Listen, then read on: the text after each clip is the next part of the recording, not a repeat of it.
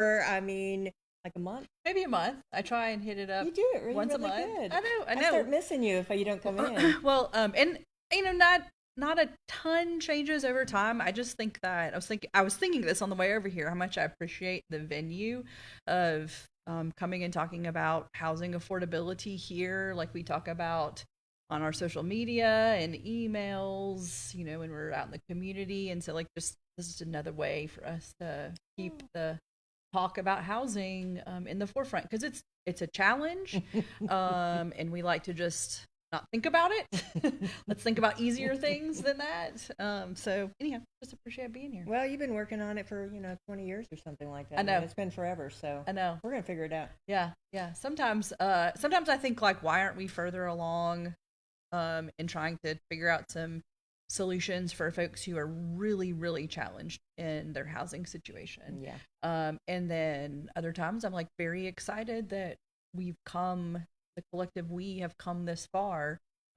Just driving over here and looking at all of the new development, which I know can, be for some folks a challenge to think, like, the whole road between here and Mont Eagle is changing shape, or here in Tracy City it's going to change. The highway's going to look different. It already does. Mountain Goat Trail connector and new houses right there from the highway. And probably you're going to see new businesses, right? Sure. Eventually. And so that's our goal. I know. And I think that, we talk in our circles about growth, but I really think it's strength. Mm-hmm. Like, that's what I see when I look out there, is that, I know that the housing that we see being built isn't attainable for everybody who wishes to have their own home, especially if you're new to the market. I think it also, though, signifies that people who maybe are living in more affordable houses could move out of those houses and into things that are a higher price. I also think that there's just room in the market right now for everybody. But same thing with, like, businesses. We want the amenities. Mm-hmm. I mean, I think we always talk about what we want. Yeah. We want the grocery store. We don't want to have to drive off the mountain for whatever it is. So, but if something pops up, it's like, oh, we're changing. It's growth. Well, maybe let's think about, is it strength for our community? How does this strengthen our community, and why is that important? It is a job for somebody. And we just have to think of it that way. I think so. Especially with the building. All right, I know you've got things coming. I do. Did I see pickleball again? Yes. So we're coming back around to I think it's going to be our thing. I've been trying to figure out what's Housing Hub's thing. It's the secret thing where we have an event about something that is fun, and then we, like, coax you into giving us some money. Mm-hmm. So it is a fundraiser. That's right. So Saturday, June 6th, it's at the Cliff Top. So Cliff Tops has new pickleball courts. What? I know. I just know people who live there. She does not live there. I don't know this firsthand. But new courts. And it's a free event. So last year it was a kind of like a plate lunch pay, or buffet lunch pay to play. This time it is not. And I will say, like, pickleball is not my world, so I don't appreciate me neither yet. The pros who will be there. But it's kind of like a choose your own adventure. So if you want to come and spectate, great. If you are new to pickleball, there'll be a beginner's, like, clinic with a pro. Wow. If you're more advanced, there will be a pro that will be focused on folks who are trying to upskill their pickleball skills. And then if you just want to play, there'll be a court there available to free play. So 4 in that area. Yeah. And I will say this. So it literally, last year, our pickleball fundraiser, I was new to pickleball, period. I'd never watched the game before. So it was spectator, the whole thing was new to me.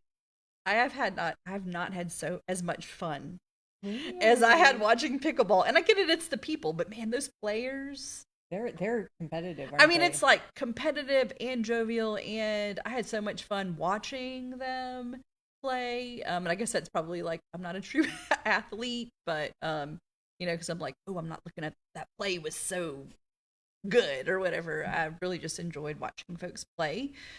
We have the volunteer group that is spearheading this event. So grateful for volunteers. Oh yeah, they make the wheels turn around here. and but they have already raised a $10,000 match pool. Oh, so goodness. this is one of those things where if you give, you're already extending your gift. So that I think that's a good bang for your buck. Even if you just want to come have a bite to eat and hear about and learn about, or ask us more questions about it, you have to register. That is the kicker. So that's the it's key free, thing. but you have to register.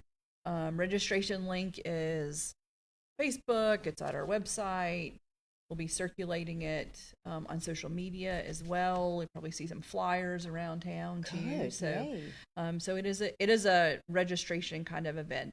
Just we need to know that you're coming, capacity, planning, all that. It helps us make sure the event is good and we do what we say we're going to do. Well, South Carolina Community Fund does that too with their shindig. Yep.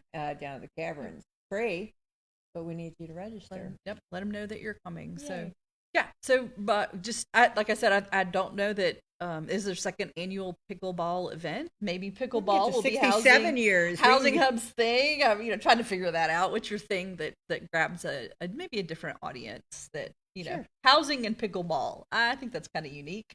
Yeah, I like it, and it's a beginner. There's going to be a beginner slot there too. My friends play, and I haven't picked it up yet. Yeah.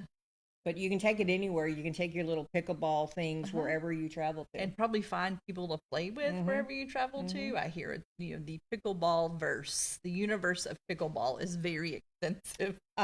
More than world. we probably even know. Yeah. It's pretty bizarre, but that's okay. We're doing it for Housing Hub this time. Yeah. And we have secretly started building house 3. So, which is one of those things where when you're developing housing side by side, it makes sense to do some things together, get the contractor out just one time instead of pay for them to come back out. And so that house is a little bit different. It's a smaller house, 2-bedroom, 1-bathroom, 850-ish square feet. Intended buyer is someone who makes around 50,000, could make more, could make less, depends on the mortgage product that the things that are out there for financing. But it is our goal of a couple of things. One, of trying to push the price of the house down lower. Yep. We still don't have, we don't have federal subsidies, federal money, grant money. We're planning to apply for that again this year, but we don't have anything big like that in the works. This is simply Housing Hub itself trying to figure it out, and our generous donors and people who help fund at least the hard construction cost capital, and Cody with his brain around housing development. And just really studying budgets and trying to make some swaps that make sense for all of that. So and still house 2 that's out there, the 3-bedroom, 2-bath. We haven't secured a buyer, working with folks. Okay. But if people are interested, the information is out about that, about how to apply. That house 2, house 3 will also come with some similar type resources with it. So house 2, based on your income, you could get up to $50,000 in down payment assistance. Which is a pretty big, that's huge, pretty big deal, and then some assistance with closing costs. Again, it's based on your income, so it's a sliding scale. Nice. But we also we're not looking to put anybody in a house that is not going to be sustainable for them over the long haul. So it's been tricky for us. Our margin is really thin. Well, our margin is, but the population in at least Grundy County that makes 50 to 75,000, which is kind of what these 2 houses are being built. So our workforce, only 10% of us don't already own a home. And so it's a small pool of people that we're marketing towards. And we're thinking about other things, about what about the other 90% who own homes? What challenges do they have? Or who's underrepresented in that 10%? Is it family living with family? And so it's hard to identify. Maybe there's some hidden households, because kids coming home. I know I've heard several times lately, well, the prices have gone up. I can't even get my son home to stay with me or stay close by. Because our goal as a parent, you'll get there soon, is to have your kids close by. Yeah. Well, and you think about like our area, it's important to us that we do retain people, and you hear that all around. Like we want to build and have amenities for our folks who are already here. Totally understand that. And then and I think that that's important too when you think about our growth. Who's the next school board member, who's the next city council person, who's the room parent for my child's class. You want people who are invested in the community to be able to stick around here. Sure. Yeah. And I think sticking around is tricky anywhere. Housing's tight. Housing's tight everywhere. It is. It's looking a little bit better. Like there's some interest rates are moving lower for purchasing. I was just reading, there's good information. We have good mortgage folks around that give good information. Justin Lusk is doing a podcast, and I happened upon it, and Mandy was on there, and they were talking about all the nuts and bolts of things. Yeah. But Mandy had said something interesting. She's like, I think people are waiting for prices to drop. And they're just not going to, it's just not.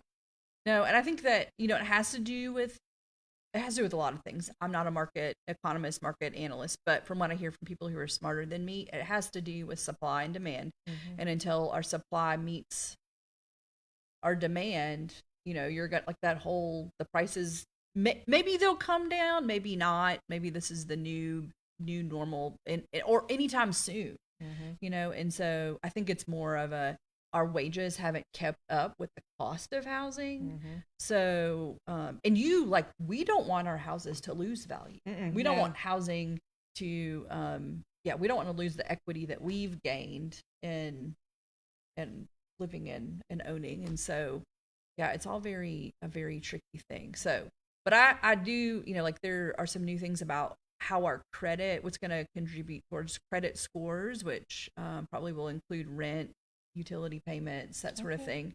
So those of you out here who pay rent under the table, and landlords, please help us all out by reporting rent payments. Do us all, especially if homeownership is something you want to attain. You need as a that renter. You need to have to show that you can pay rent or are paying rent, even when you're living with family. Be able to figure that out. Our mortgage folks can do magical things. It's not magical. It's wizardry just or something. Mysterious to those of us not in the business, but do yourself a favor, and paying rent in a way that you can track is very important. It is. But the other thing I wanted to talk about too is our pre-apprenticeship program. It's called Building Opportunities. Yes.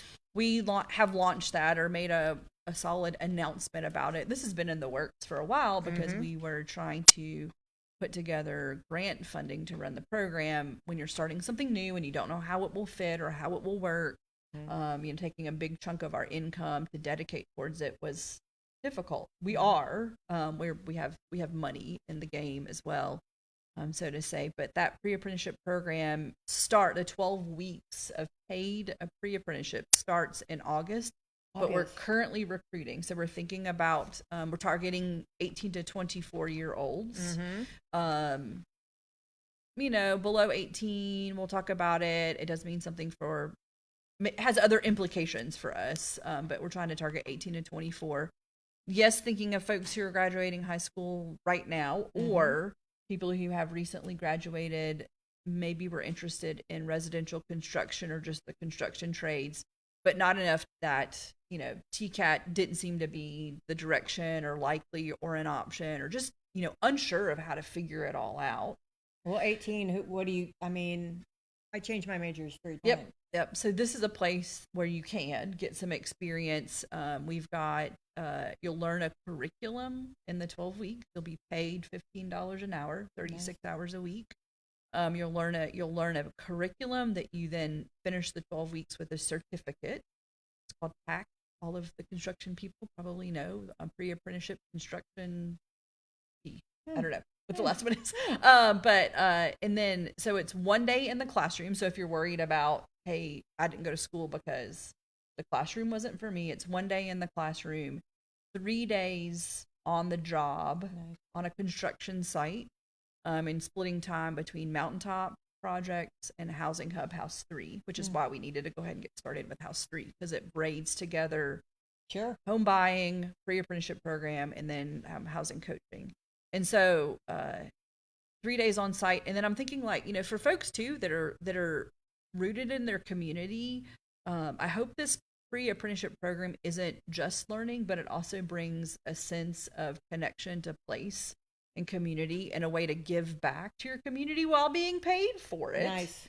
And then the Friday, the 4 hours on Friday are professional development. So we're going to talk about spending plans and credit. We're going to talk about financial education, but then also other types. Have contractors in to talk about trades, have folks from post-secondary education, so TCAT. I know there are other places to learn from than TCAT. I'm hoping that what's happening at the Armory one day will be a part of all this strengthening of our I like that word. workforce. I like that. That's what I see it. So if you're interested or know somebody who is interested, all of the information is at our website. HousingHub. Under .com? HousingHubPN.org. Yes, all under our website there. And the way to fill out, there's a form to fill out to let us know that you're interested. It's a small cohort of 5 people. Okay. And so just 5 can get into this. Just 5. Nice. Just 5. And it's a pilot, so we're gonna, it's a manageable group. We want to do really well. We're gonna learn from this, and then hopefully do it again, and maybe do it again more than once in the following years. So that's nice, strengthening. Yeah. Well, and I was conversation yesterday about workforce participation in Grundy County, opportunities for that. There's so much buzz about it all, and it's nice when the talk, you hear it in multiple places about workforce development. I mean, like all the stuff that's going on with South Cumberland Partnership. This so much. The chamber, the training that can be out there. I think that it's just a good time to try to move if you have something going on with workforce development, try to move it forward. Sure. Besides information to the public, what else do you want to tell the folks today? Anything that they need to know? I think that there's another event that's happening that's not ours. That's on May 9th. Is that the Saturday? May 9th, the Helpers Tent that's at the Littell Parton Center that's connected with American Revival that got postponed from January the 12th to the 12th. Yes, the concert's on the 12th, but the Saturday before the concert, the Littell Parton Center, all of the folks who were in that building, and then a whole host of 20 plus it was cool other nonprofit community organizations are going to be at the Littell Parton Center in the afternoon. And the focus of the event, based on American Revival's, just the way they do things, is that you would find a way to help in your neighborhood. I think our folks volunteer often, and maybe under like volunteering anyway. It's also a place to come get help. Something we're going to do at the Helpers Tent, we have offered a survey the first part of this year to tell us just not how we're doing, and also looking for which part of our mission, workforce development, housing coaching, financial education, or home ownership, building houses, which of those 3 is the most important. So we got some feedback about that. We've got feedback about what we're missing. So it's heavily on building houses and making those houses attainable, which we hear that, and we're definitely trying to do that. But there was also, and the next thing was financial education, or the education around home ownership. I'm going to say, if you're interested in that, it takes work. It does take work. And folks are not the folks that I have been working with are challenged by being committed to doing something to work on your finances on a regular basis. Sure. I'm often out there, nudging folks. Hey, what are you doing? Hey, come in for coaching. Hey, it feels like a lot in our schedules. I get it, but you have to make room for what is important. I think so. Yeah. And then there was just conversations, feedback about how there's some people who think that it's just never going to get better with housing. Wow, negativity like that. Well, and I get it, because it's like, it does feel like roadblock after roadblock after roadblock. Because I'm like, we need rental housing. We're not building rental housing. Yeah. We need affordable rental. We need a clear pathway where someone can move into an affordable rental, into a market rental, into home ownership, because they've had the coaching all along. They have done well with, building credit, building their savings, thinking about a job that affords what they want to do later on in life. So it's hard deciding, all right, what is my life plan? I mean, in theory, it's getting married, having kids, providing a wonderful environment, raising those kids out of the house so that you can go enjoy, the rest of your years, watching the grandkids. It's like a cycle. And you have to plan for each step of the way. Yeah, but I hear you. I mean, I was the 18-year-old who no one approached me, and I'm like, maybe I should have thought about this. But, no one said, like, hey, if you want to own a home in X amount of years, you need to think about that now. In a few particular ways, if you want to think about that. I also think, like, we didn't know that our wages were going to outpace housing costs. That's sort of out of our control. And that's another conversation world about how that whole system works to make things affordable. And so, I mean, Housing Hub, we're just trying to do our little piece of the pie, and then rally support around all those other. Sure. Any cool projects that you're not doing that you've seen around lately? Ooh, that is a good question. I see a lot of cool projects around. So, if you're there are a lot of people who do financial education. Okay. I don't know if I've mentioned this before here, so sorry if it's a repeat, but it's something I've been thinking about. And maybe this is a cool project in the future. But could we, and thinking about education in general, so whether it's third grade literacy rates or learning a construction trade, can we think about financial education in that sort of realm? And those of us who are doing financial education, pool our resources, our time, our talents, our what we like to teach on, and do a couple of rounds of a intense financial education, move it around like a boot camp. Ooh. Although I was like, some people are like, oh yeah, boot camp, that works with me, and other people, that language is like, oh, that sounds really harsh and not fun to do. But I'm super like, fun. Can we like do a deep dive on your finances and help people do that over a short period of time and hit some goals and get people moving along and some momentum behind that. Another thing we've been thinking about is how to help folks boost their savings. And it's like that's a big barrier because in the economic world, having a little bit extra to save to make like, it's not even a little bit extra, a significant amount to save to build those pots of savings you can have. So like, what can we do? What funds can we find to match? It's like in the world of banking, there's a tool like that called an individual development account. It's like, can we get some banks on board with, if you save $100 a month, will they match that pot of money you build is only to be used for money on a house or education investment. Those, I know, probably don't sound as cool as they should, but they're cool. Well, and I think that's the problem with housing is like, it's not very sexy. It isn't at all. Like, getting ready tomorrow to be interviewed about a grant application. Ooh. And I'm having the same thought of like, our free health clinics have really great stories because they see, right. patients. That's what they're doing. We're doing some of that, but we're also doing a lot of bricks and sticks, as they say in the world.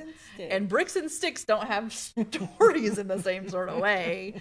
But the investment, like the leverage of that, is so impactful for that family. It's just the way the dollars are seen. It's a little bit different. But it's not, but yeah, wholeheartedly, my heart is in housing. I think we need to keep you can't pushing it. And you're going to win this forward. You're going to win this one. I swear to goodness. I mean, it's just perseverance on anything. Yeah. So anyhow, anybody listening that wants to talk about housing, and get together on a project, I think that our whole overall health or growth, housing needs to be at the table. Our strength, our strengthening. I like that word. I'm going to have to incorporate that. Where they find you again? So Littell Parton Center, second floor. The elevator is almost, talk about, that could be a cool project. The elevator is almost complete. There's actually a door on the second floor, too, like an elevator door. For a while, it's just been a hole in the wall. So, that was like, it actually is going to happen soon. I'm ready for the construction noise. Yeah. I mean, we live in an area where we don't worry about noise pollution. So, we're always like, who's that loud driver out there?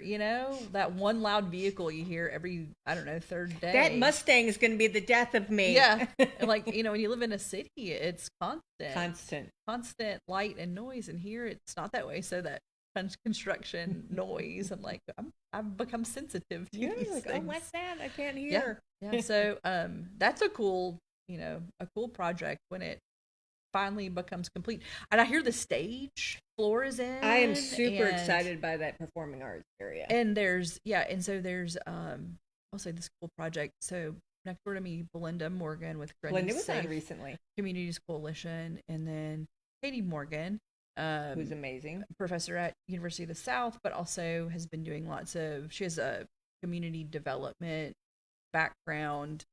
Really good, smart thinker. They're weaving together a project that takes narratives from people who graduated from, by the way, you were a person to be interviewed, but graduated from Grundy County High School, and those are going up on the lockers at the high school.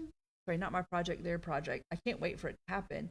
But that there might be some kind of theatrical presentation. It's high school students who are working on current high school students work on a project about previous high school students. And so I love those, community narrative projects. It'll, be a display at the school, but then live performance ready for community theater. I mean, seriously, that project for Emily has been a labor of love for a long time too, and she solved it. I mean, it just takes perseverance. Chipping away at it a little bit at a time. You gotta be dogged determination. Not knowing what exactly is the next step. All the pivot to make them work. And here we are. Yeah. Isn't that funny? They were talking about that with the Beaumont Elementary School. I mean, look at what Littell Parton and what it was. Ready to fall apart. Yep. And then what could be used for What can you imagine there? Yeah. And it's nice that things like this grow out of the community, because they probably wouldn't last if that wasn't the case. So I feel privileged to be a part of it. So you were telling me, where do you find me? Littell Parton Center. We're there Monday through Friday. I work school hours. Forms information is outside of our office. If you happen to be over there and nobody is at the office, you can leave a little note on the door as well. Our website, there's one form. Real simple. You're just giving me your information, and then you tell me how to reach back out to you. What's your preferred method? And I reach back out to you. Email, phone, text.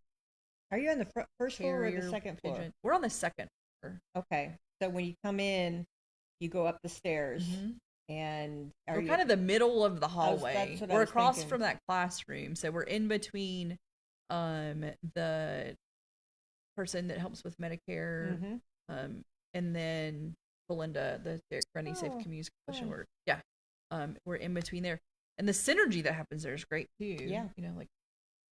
passing things along, or talking to Deanna Lehman with workforce development about our workforce development project, and we work together, like what we're dreaming of together. It's like a big think tank, Mhm. really. I mean, Mhm. with all the organizations. Yep. Was there like 13 in there? I don't remember off the top of my I head, but I'm know. like, you can. I hear people all the time. Yesterday, I talked to a client, new person, telling her where my office is. You can make an appointment to come see me. She's like, oh, I go to volunteer behavioral health. Oh, There. I'm like, perfect. So you know, yeah, you can make an appointment. Like at the same time, or the same day, come by and see me. And then there's other kind of handoffs where like we as sure, nonprofits are talking about a client or a situation. sure. Hey, I have a situation. It's not really in my wheelhouse, but I want to help this person. Sure. What are the resources for them? Wow. Is the job center still there? So they come, I don't remember the frequency, Yeah. but it's the information about the job center is on the door to get in touch with. It's Deanna Lehman, but she's there periodically. Sure. Coming in because I think she still, she meets with clients face to face, but they are, I guess the way they said it is that like they're out in the community instead of having one Sure. office.